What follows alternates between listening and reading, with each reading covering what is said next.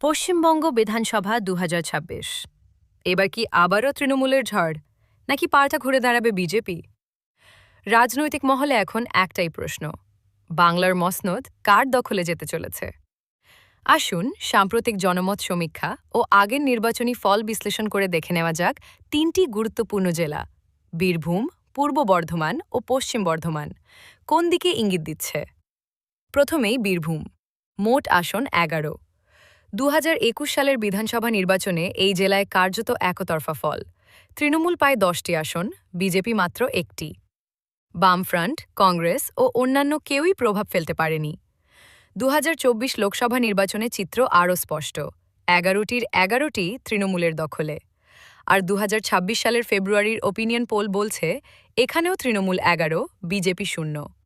অর্থাৎ বীরভূমে এখনও ঘাসফুলের দাপট অটুট, সংগঠন ও ভোট ব্যাংক দুটোই মজবুত। এবার নজর পূর্ব বর্ধমানের দিকে। মোট আসন ১৬। ২০২১ বিধানসভায় তৃণমূল ১৬টির ১৬টিই জিতে কার্যত ক্লিন সুইপ করে। ২০২৪ লোকসভাতেও একই ফল, সম্পূর্ণ দখল। তবে ২০২৬ সালের ফেব্রুয়ারির জনমত সমীক্ষা কিছুটা ভিন্ন বার্তা দিচ্ছে। সমীক্ষা অনুযায়ী তৃণমূল পেতে পারে ১০টি আসন, বিজেপি ৬টি। যদিও তৃণমূল এগিয়ে, তবু বিজেপির উল্লেখযোগ্য অগ্রগতি এই জেলায় লড়াইকে আরও আকর্ষণীয় করে তুলছে।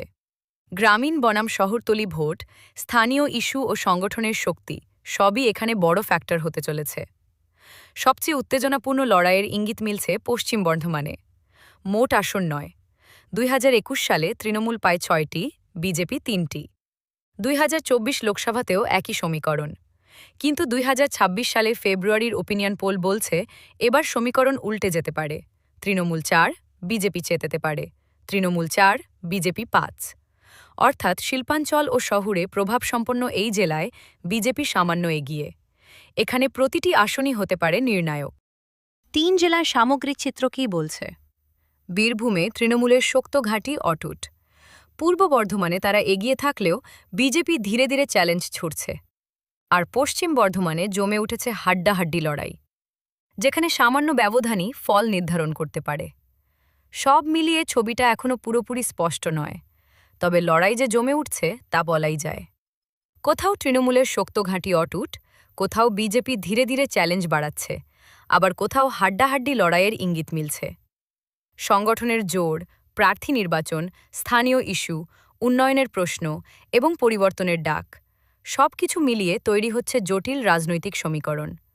শহর ও গ্রামের ভোট ব্যাংক, তরুণ ও মহিলা ভোটারদের ভূমিকা, এমনকি ছোট দলগুলির অবস্থানও ফলাফলে বড় প্রভাব ফেলতে পারে। প্রচার যত তীব্র হবে, ততই বাড়বে রাজনৈতিক উত্তাপ। বুথ ম্যানেজমেন্ট থেকে সামাজিক মাধ্যম, সব ক্ষেত্রেই চলবে কড়া লড়াই। শেষ মুহূর্তের প্রচার বা কৌশলগত ভোটও বদলে দিতে পারে ফলের হিসাব। সমীক্ষা একটি ইঙ্গিত দিলেও চূড়ান্ত সিদ্ধান্ত নেবে সাধারণ মানুষই। ২০২৬ কি আবার পুরনো সমীকরণ বজায় রাখবে, নাকি তৈরি হবে একেবারে নতুন রাজনৈতিক